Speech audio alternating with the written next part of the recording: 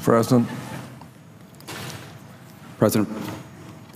Mr. President, I ask unanimous consent that my remarks be placed in the appropriate place in the record. Without objection, so ordered. Mr. President, I rise today to join my colleagues, both Democrat and Republican, to urge the swift passage of a bill in the Senate that would create jobs, strengthen our economy, and put more money in Americans' pocketbooks. The bipartisan Hoeven-Manchin bill to authorize the Keystone XL Pipeline. I'm going to talk about that for a few minutes, but then I might have some remarks about what the Assistant Minority Leader has been saying. I want to address the Keystone Pipeline project and why it's important. But first, I want to focus on how the Keystone debate reflects on the state of the Senate and on good governments more broadly. After all, this project is now in its 6th year of limbo, waiting for a single permit to be issued. This debate has gone on longer than an entire term of a United States senator.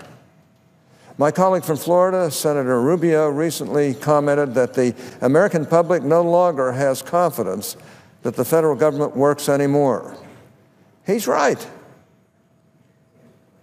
And the American people are justified in their skepticism. He's right. This project is a perfect example of why. A debate over the merits of and drawbacks to the pipeline, a debate that centers upon sound science and agreed upon ground rules, is long overdue. Such a debate represents the best traditions of the Senate, a meeting of minds where respect and tolerance shape the contours of debate.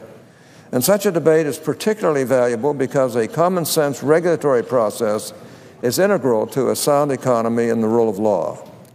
Time and again, President Obama has suggested that an issue such as this is too important to get bogged down in politics, and that we should trust in the integrity of the regulatory process. To this, I have two replies.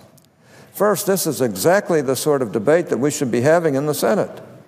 This is the body that is supposed to debate the important issues of the day. And when a project as important as this is stalled without meaningful justification for so long, our investment involvement is even more important. In this case, we have sought to legislate according to the best traditions of this body, reaching across the aisle and taking all voices into account. Second, curtailing debate on this issue has only had the result of turning the construction of what should be a common-sense infrastructure project into an abstraction, a political symbol that has little to do with the actual proposal under consideration. Without discussion of facts and evidence in this chamber, all of which I believe counsel in favor of approving the project, the opposition has been able to obfuscate the facts and avoid having to defend their position.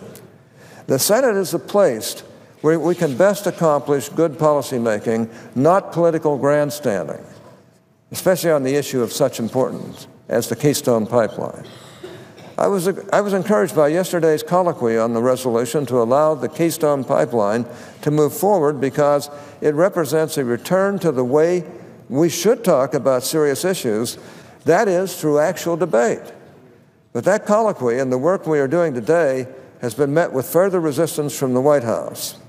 Even before we consider any number of amendments from both sides of the aisle, the President has already threatened to veto our legislation calling for pipeline construction to move forward. Now, this is an unfortunate way for any president to begin work with the new Congress. Our country and North American energy security will greatly benefit from this project. It improves efficiency and energy infrastructure and takes pressure off of moving oil by rail. It will increase our GDP by approximately $3.4 billion annually. And the State Department, which has provided clear-headed analysis of the benefits of this project, has found that Keystone will support roughly 42,000 jobs during the construction phase alone. It will provide refineries with up to 820,000 barrels a day of North American oil. The Keystone Pipeline is an environmentally sound way to transport this oil. In fact, the State Department's extensive environmental impact statement concluded that building the pipeline would actually be better for the environment than not. We have to be clear here. The oil is going to go to market no matter what, by truck or rail, if not by pipeline. Building this pipeline takes this oil off of the tracks, off of the roads, and transports it in a way that is safer, more efficient, more environmentally sound, and better for creating good-paying American jobs. At the end of the day, the Keystone Pipeline and so many other bureaucratic failures demonstrate that the regulatory process is broken. It should not take years and years navigating the federal bureaucracy only to have the government decide not to make a decision.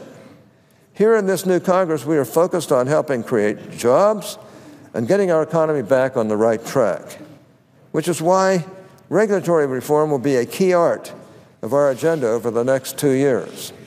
I hope the President will change his mind and join us not only in approving this important project, but also in preventing similar abuses from occurring in the future.